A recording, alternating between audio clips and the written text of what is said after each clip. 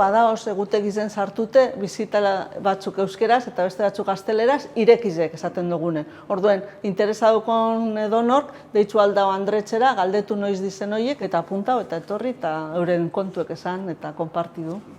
Batzutan begiratuko dugu pertsonaia baten biografia, eta horrek ze indarkeria sufritu ban komentatu, beste baten teknika piktorikoaz porlana. Adibidez, irudi bat porlanaz margotute da, porlana eta margue nahaztaute ez. Hori teknika hori erabilido eta saltzeko lanien andrak edo ardurie daukun andrek daregule beste astuntasun handi jauaz erun bideule gure lana, ezta?